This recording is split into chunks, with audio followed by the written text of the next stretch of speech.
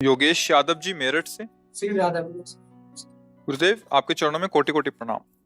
गुरुजी मैं खेती का काम करता हूँ, मेरे कारण मुझसे बहुत से कीड़े मर जाते हैं और कुछ ऐसी दवाइयां भी लगानी पड़ती हैं जिससे उन्हें मारना भी पड़ता है। मुझे बहुत दुख होता है। सब बोलते हैं अगर दवाइयां नहीं लगाएंगे तो फसल अच्छी कैसे होगी महाराज ठीक जी। बात है।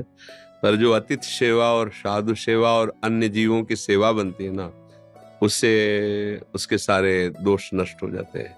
जैसे आपके घर में कोई साधु आ गया, कोई अतिथि आ गया, आप उसको भोजन पवाते हैं। इसके बाद फसल में बहुत से पशु पक्षी दाना चुगते हैं। ऐसा नहीं है कि वो पूरी फसल आपको ही मिल जाती है। कुछ न कुछ पक्षी पशु जो उसमें, तो उससे सुकृत बन जाते हैं।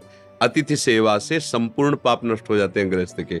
इसीलिए गृहस्थ में सबसे बड़ा जो सुकृत माना गया है वो अतिथि सेवा माना गया है।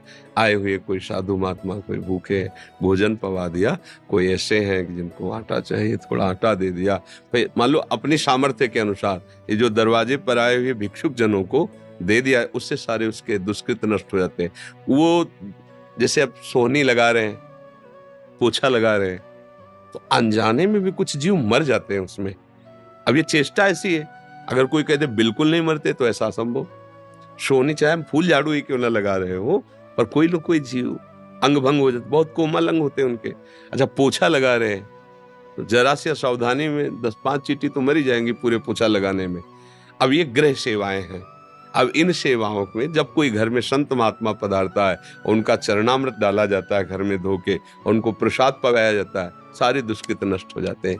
इसीलिए तो गृहस्थ जन संतों से प्रार्थना करें, आप हमारे घर पधारिए, आपकी चरण रज पड़े, आप थोड़ी जूठ पाएंगे, जूठन गिरेगी, हम पावन हो जाएंगे। तो ये अतिथि सेवा, साधु सेवा, गौ सेवा, पक्षी आदि की सेवा।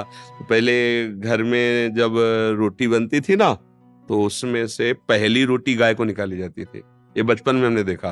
फिर इसके बाद जो है एक रोटी के टुकड़े करके छत में फेंक दिए जाते थे, कौआ चिड़िया आदि पाएंगी। फिर घर के बाहर निकल करके पिताश्री ऐसे देखते थे कोई साधु महात्मा को ऐसे पाने नहीं, तो फिर लौट के आके प्रसाद पाते थे। ये गृहस्थ का धर्म है। अगर अपने दरवाजे पर कोई भूखा आ गया है तो आप उसको भूखे मत जाने दीजिए, कुछ पवा दीजिए। घर में कुछ ना कुछ होता ही है। अगर नहीं है तो 10 मिनट प्रार्थना करके उनको रोकिए, 2 रोटी बनाइए, पवा, सारे दुष्कृत नष्ट हो जाएंगे।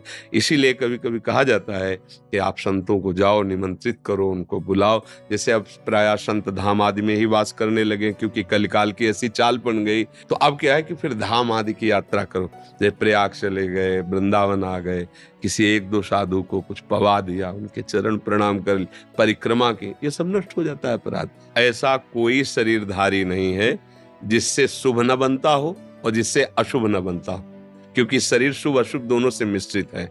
जब हम शरीराभिमान छोड़कर और प्रभु का आश्रय लेकर भजन करते हैं तो शुभ अशुभ दोनों का नाश हो जाता है। शरण निरापक पद रमित सकल अशुभ शुभ नंस, देत सहज निश्चल भगत सुजय जय श्री हरिवंश।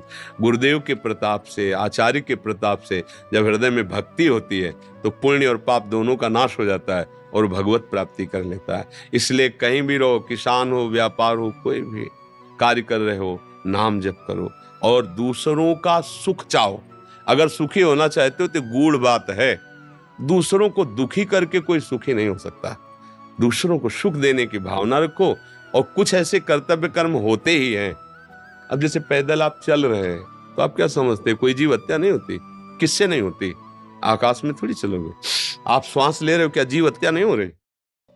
आपको पता नहीं कितने ऐसे जीवाणु हैं जो अंदर जा रहे हैं। तो ये कुछ प्रक्रियाएं ऐसी हैं जिनमें होता ही है। अब उसके लिए उपाय है, भगवान नाम जप करो। अपनी जानकारी से किसी जीव को हम कष्ट नहीं दे रहे, पर अपने अन्न की रक्षा नहीं करेंगे तो अतिथि सेवा नहीं होगी, परिवार का पोषण नहीं होगा, जीवन नहीं चलेगा। एक किसान खेत पालता, सैकड़ों लोगों के पेट भरते हैं, भले वो अर्थ से खरीदे, अगर वो पैदा ही नहीं करेगा तो तुम्हारा अर्थ थोड़ी खा लोगे। वो उस मेहनत उसकी काम करती है। भले मान लो लाखों रुपया है तो लाखों रुपया खा लोगे क्या? खाओगे तो गेहूं ही। और उस किसान से पूछो जो मेहनत करके 5-6 महीने में फसल तैयार किया तो उसे कितने लोगों का मंगल हो रहा है। इसलिए किसान को पाप नहीं लगता। अतिथि सेवा, साधु सेवा जगत मंगल के लिए हो।